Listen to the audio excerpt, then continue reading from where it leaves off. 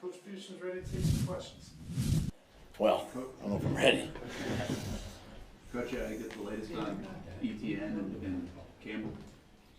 Yeah, I think ETN is progressing. We still haven't made a decision yet. We're going to get through tomorrow and make a final. Could be game time. So, but he's doing well. He's doing really well. Tyson looks good. Had a good week of preparation, and again, just barring any setbacks, he should be cleared and good for the game. We'll make that decision. Both decisions will be ETN's probably game day. If we make a decision on Tyson, it would have to be tomorrow. Just to clarify. So what are the keys for you as a team to get the win home on Sunday? Yeah, great question. One, we need to eliminate the mistakes, right? There's enough coaching mistakes, player mistakes. We're in this together, so just eliminate that. And I think the biggest thing is just relax and play, have fun. Get back to enjoying football and being with your teammates. And it's been obviously a great 8, 9, 10 days out here, and from a bonding experience with the team. So, if we just do that, execute, focus on our jobs, and play hard, it gives us a chance. Coach, for independent fans who haven't got a team to support on Sunday, why should they support the Jacksonville Jaguars? Because it's the Jacksonville Jaguars, and we have a great fan base. We have a great UK fan base. It's excitable. It's great to play in Wembley Stadium. Great venue for sports, and it's an exciting brand of football. And I like the fact too that they're NFL fans. That they like that brand, and that's what you see when you come over here. You see Jaguar fans, right? But you're going to see Patriots and Bears and Cowboys and Steelers and Dolphins. You're going to see them all, which is great. And being NFL fans, I think is huge for our game. Coach, what's the challenges of planning or scheming for a rookie quarterback like Drake May? Because there's not much NFL tape on him. Do you have to go to the college tape? Is that a process that you work with? Yeah, you do go back and just look, right? Look at his last year. Look what he does well. Also look at what affects him, right? What moves his eyes around a little bit and things like that. But obviously, just I think defensively, when you're playing a young rookie quarterback or a new quarterback in that fact, I think you just got to trust your instincts, trust your job, what you've been asked to do this week in the game plan, in the scheme, execute the call, and then just make the play. Make the play when it comes to you. Don't go searching, because he's good enough to he can run with it. Obviously run and make plays with his legs, and he's good outside the pocket. So just stay disciplined. Doug, obviously last year you were coming off a win, so it obviously makes things a little more fun and whatever else you need to see. But how do you think these guys have responded being here on the practice field, in the rooms, even with the situation you guys are in? I think these guys have really weathered this storm well. Look, as you know, we're all disappointed. We're frustrated. We feel like we should be better than what we are record-wise. We are better than what our record indicates. I think this week was huge. I think this week was, each day got better, emotionally got better, and you can see it in practice. You can see the guys flying around, having fun.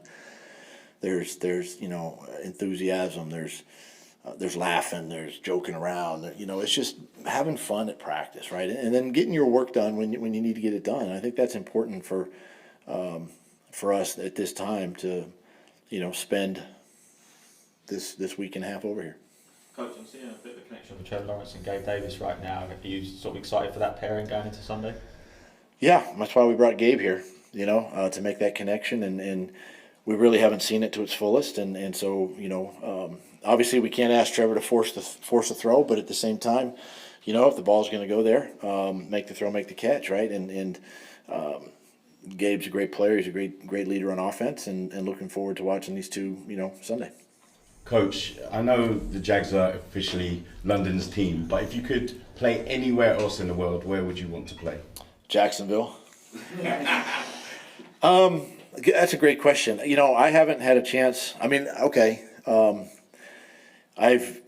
played back in the World League back in the early '90s, and even back when the NFL internationally traveled to places like Tokyo, Japan, and we were in Germany and places like that. I mean, those are all great venues. They have great sports teams, and to be able to bring an NFL team back there to one of those two is obviously would be something I think the NFL is looking into. Obviously, we go to South America and places like that now, and just keep me out of Alaska and places like that would be fine. Coach, you mentioned the World League of American Football and NFL Europe. You benefited from competing in those leagues. You've got Louis Rees-Zammit on your team, and we've seen players coming through the International Player Pathway Program. Could you see a point, or do you think that it would be beneficial for some of those players coming through to learn the game and gain that experience by reintroducing a feeder league such as the World League of American Football or NFL Europe? Yeah, I thought back then, now you've got the UFL, obviously, and it may not be necessarily a feeder for the NFL, but I think it's a way to develop young players, right? And that's what we need. We need that development in our league, and it was that way back when I played in it and took advantage. And there's, obviously I'm a former player there and now a coach, but I think there's a lot of coaches that played in that league, and it was good because teams could allocate players back then and really develop. And I think you see it in baseball all the time. You see it in hockey. You see it in all the different sports, and we just don't have that one right now. And so, I think working with the UFL or the spring leagues, in America right now, would be good. But also having the pathway program like we have internationally is also a good way to introduce these guys into football and just getting them caught up because they haven't played. It just kind of knowing the rules, right? Just knowing what it's all about, and I think it'd be very beneficial for them and even for our young players, in America. What positives have you seen this week? I think just what I've seen is how our guys have focused on the game plan, their attention to detail in practice. Like I mentioned, the excitement and the enthusiasm of getting back out on the field and just continuing to work. I mean, that's, I don't see anybody, tanking it, quitting, going the other direction.